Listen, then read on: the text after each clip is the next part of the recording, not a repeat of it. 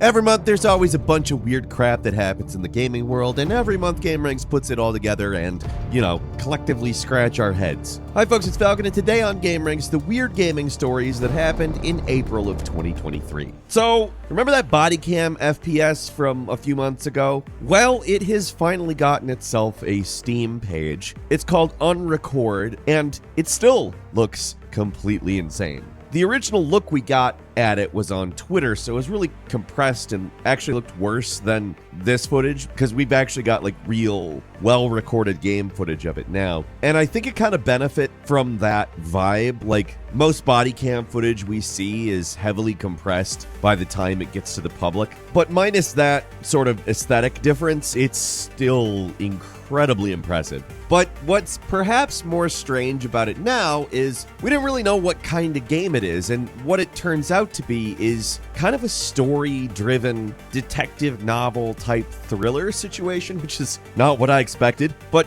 in this game, they're touting things like complex moral dilemmas instead of, what we're looking at, which is probably the most realistic looking FPS I've ever seen. I know the developer probably knows that people are looking at it and just wondering at how it looks that real. People started getting a bit suspicious of it because, it looks incredible. And people were starting to think it might be pre-rendered, so the studio went ahead and just uploaded a video of them messing around with it in the Unreal Engine editor interface. And it's not. It's just really well done.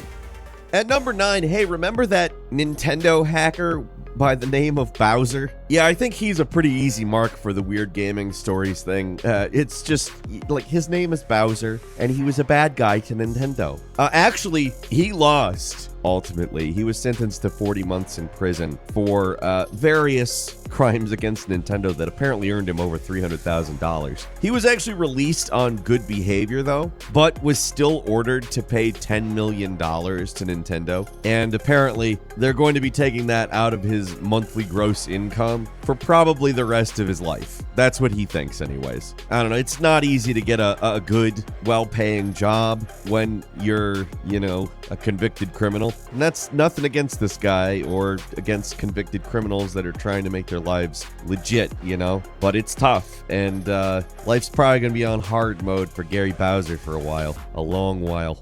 At number 8, the Portal writer Eric Wolpaw still wants to make Portal 3. He's advocated it, in fact, quite a few times, especially after he returned to Valve after working at Double Fine in 2019. In fact, last year he actually said he had a starting point for the game, but it doesn't seem like anything's materialized since then. And he's actually blaming Valve's quote-unquote flat structure. He says that in a flat structure like Valve, there is an opportunity cost to doing anything. Whatever's going on at Valve right now requires the dedication and participation of the people working on it. It's voluntary. And that's right out of his mouth. Although I don't know that I think all of the Valve people are there voluntarily. I mean, it's a job. And the person paying them is like a guy. So I think they kind of do work for that guy. And if that guy wanted to make Portal 3, it'd probably happen a little faster. But, flat structure, whatever. If it makes you guys happy, it makes you guys happy. Keep doing your totally voluntary work.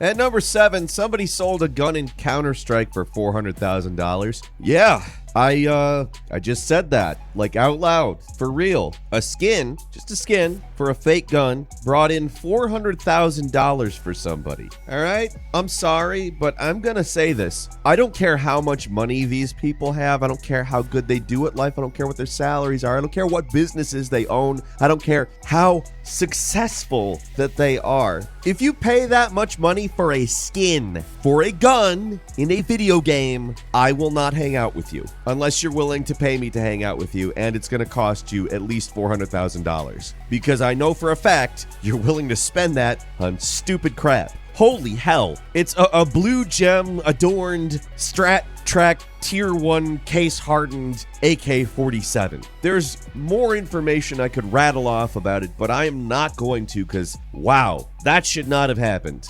Despite being possibly the most expensive that's ever sold, people have actually turned in bids that are much higher that people have declined, probably because they feel like they would go to hell for taking them. Some dude bid $1.5 million for a knife. that the guy selling it turned down. He's probably like, no, I don't really want to know what, burning alive for all eternity is like. I don't even believe in that stuff, but like I would not be messing with it if I'm completely honest. What is that? How? What this kind of stuff, I see it and it just shuts my brain off. I T-pose from information like this. It's just like, time for a reboot.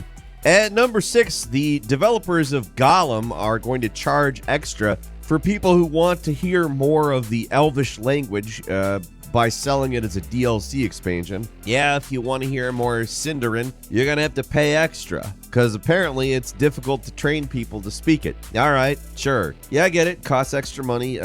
Still seems weird, though. I have a feeling as long as the game doesn't flop, they really will not have had to do that. And also, the Sindarin is not like exclusive to the DLC. You'll hear some of it if you don't have that DLC, but you'll hear more of it if you do. So that, to me, makes it sound like in order to play the game, this DLC and the Elvish language is not necessary. So, I'm fine. If I get this game, I'm just gonna play it. Don't get me wrong, it looks like a fun game, and yes, I understand that that type of a thing does actually require special training. Like, it is technically its own language with its own rules and pronunciations and all of that, and it's impressive, I'm not gonna lie, but I'm alright. I don't need the elves to speak elf. Thanks. At number 5, an EVE Online player pulled off a huge, like a massive heist in EVE Online.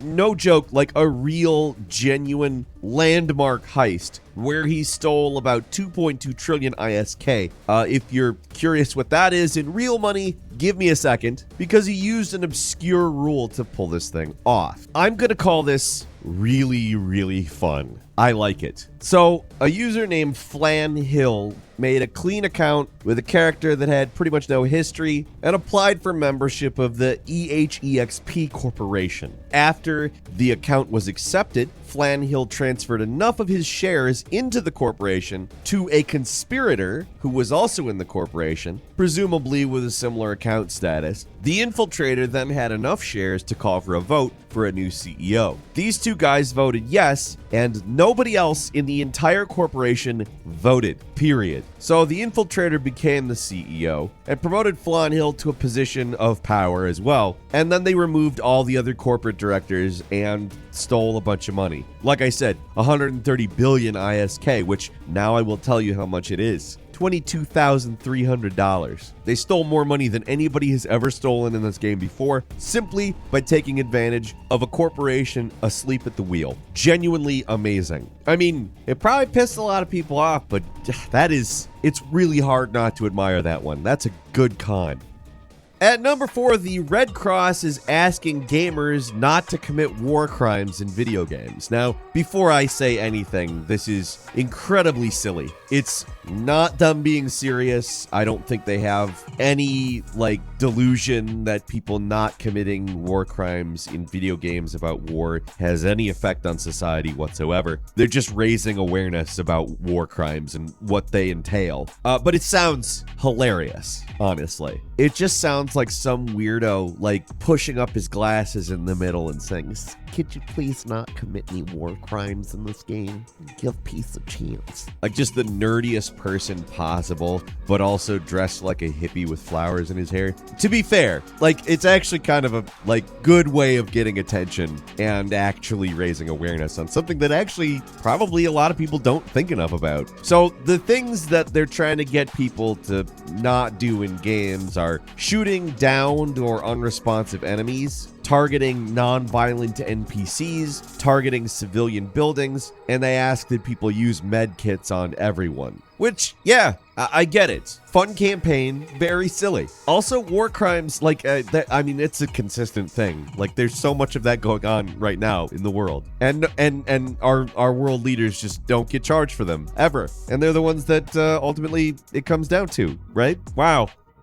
At number 3, scalpers are having trouble selling their PlayStation 5s that they tried to sell for much more than they're worth. So, hey guys who swooped in and got as many consoles as you could, when supplies were sparse, the chips shortage and all that stuff. You know who you are. You know how hard you made it for normal people to play these damn things. I'm so sorry that you're having trouble selling off your PlayStation 5s. Like, I went into Best Buy the other day, and you know what I saw behind the counter? Just a big old pile of PlayStation 5s, all priced at MSRP. These were, of course, behind the friggin' counter. If I went into the video game section, guess what was there? Oh, more of them, priced at MSRP. The fact that you guys managed to bilk like $1,500 out of people for a video game console, I get it. I understand it. I get having about $1,000 in profit. I get it. Having $1,000 is nice. But it's not nice for everyday people who definitely don't have that kind of money to spend on video games. Yeah, I'm not shedding too many tears over this one. Not shedding too many tears at all. And you know what's going to make it way worse for everybody who's still holding a PS5 that they wanted to scalp? That whole rumor about Sony launching PS5 Pro next year. So, yeah, if you haven't gotten a PS5, it's safe. You're going to be okay. At number 2, Sony patented a new controller that can deform and change temperature. This is weird stories, remember? So they put a heat pump into a controller design, and they can apparently pump hot or cold water around based on, where you are in the game. So let's say you're walking through hell in Diablo or something. The controller heats up to a scalding temperature, instantly giving you third-degree burns, forcing you to let go of the controller and immediately get medical attention. Oh, sadistic Sony at it again. No, I'm kidding. Obviously, that's not the purpose of the controller. It would probably just be like warm or cold. Interestingly, though, apparently this thing can deform itself and change its shape based on the game you're playing. Say, I don't know, a game would be better playing it with a boomerang. I don't know. But this Go-Go Gadget controller seems like it just seems like one of those novel things that doesn't catch on to me. Don't tell me it doesn't sound like smell-o-vision to at least some extent, right? I don't want to smell what's on the screen, and I don't think I really want